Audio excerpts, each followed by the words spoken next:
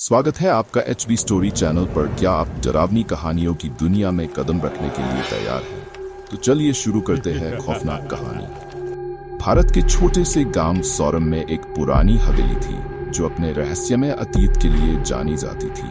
इस हवेली के बारे में कई किस्से और कहानियां प्रचलित थी। कुछ कहते थे कि वहां रात के समय अजीब अजीब आवाजें आती थी, जबकि कुछ लोग दावा करते थे कि उन्हें वहां भूतों की परछाइयां दिखाई दी थी। लेकिन इन सबसे ज्यादा खतरनाक थी हवेली के पास एक भूतिया बगला जो रात के अंधेरे में निकलता था। सौरम गांव की यह हवेली एक समय में रईसों का निवास हुआ करती थी। हवेली के मालिक राजा विक्रम सिंह एक क्रूर और निर्दयी इंसान थे। वे अपने समय में बहुत प्रभावशाली थे, लेकिन उनकी क्रूरता के कारण कई लोगों ने उनसे दुश्मनी मोल ली। एक रात एक रहस्यमय घटना हुई। राजा विक्रम का शव उनके बगीचे में पाया गया और कहा जाता है कि उनकी आत्मा अब हवेली में बसी हुई है। गांव के बुजुर्गों का मानना था कि हवेली में रात के समय कुछ अदृश्य शक्तियां जागती थीं। बच्चों को हमेशा मना किया जाता था कि वे हवेली के पास न जाएं। लेकिन एक दिन कुछ युवा लोग हवेली के रहस्य को जानने की चाह में वहां जाने का फैसला करते हैं। उनमें से एक था राधेश्याम, जो एक साहसी और जिज्ञासु लड़का था। राधेश्याम और उसके दोस्तों ने रात के समय हवेली में जाने की योजना बनाई। जैसे ही वे हवेली के दरवाजे पर पहुंचे, उन्हें वहां एक अजीब सा सन्नाटा सुनाई दिया। हवेली की दीवारें दरक रही थीं और खिड़कियों से झांकती हुई परछाइयां और भी डरावनी लग रही थीं। यहाँ कोई नहीं है, चलो अंदर चलते हैं, राधेश्याम ने कहा।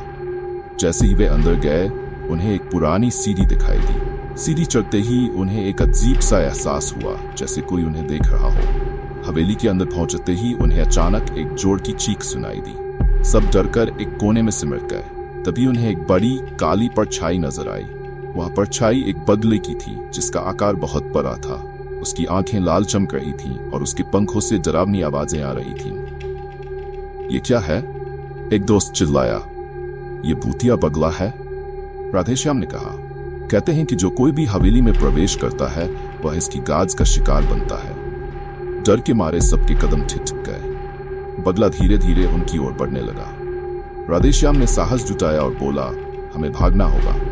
वे सब दौड़ते हुए हवेली के दरवाजे की ओर भागे, लेकिन दरवाजा अपने आप बंद हो गया। अब वे सब अंदर फंस चुके थे। राधेश्याम ने अपने दोस्तों को शांत किया। उन्होंने कहा, हमें पता करना होगा कि यह बगला क्यों डराता है। सबने मिलकर हवेली की दीवारों को छानना शुरू किया। अचानक एक पुराना किताबों का स्टैंड नजर आया। वहां एक पुरानी किताब थी जिसमें हवेली और बगले का रहस्य लिखा हुआ था। किताब के अनुसार बगला राजा विक्रम की आत्मा का प्रतीक था, जो अपने अधूरे कामों को पूरा करने के लिए भटक रहा था।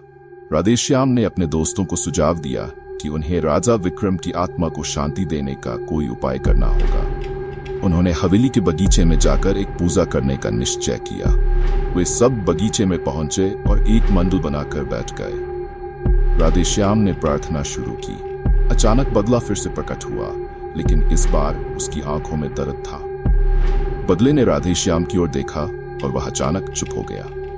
राधेश्याम ने कहा, राजा विक्रम, हम आपको शांति देने के लिए यहाँ हैं। आपकी आत्मा को मुक्ति चाहिए।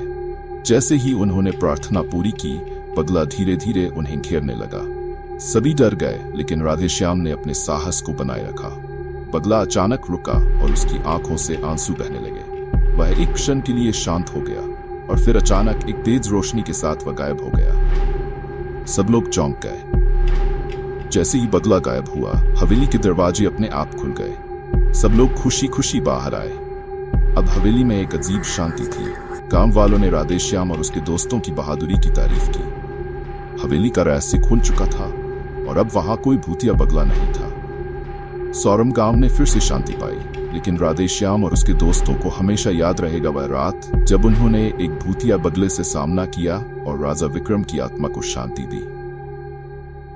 यह कहानी हमें यह सिखाती है कि डर से भागने की बजाय हमें साहस और समझदारी से काम लेना चाहिए। अतीत की भूतिया घटनाएं भी मुक्ति की चाह रखती हैं, बस हमें उन्हें समझने की आवश्यकता है। तो दोस्तों, अगर आपको ये कहानी पसंद आई हो तो हमारे चैनल को सब्सक्राइब करें और ऐसी और खौफनाक कहानियों के लिए जुड़े रहें। धन्यवाद।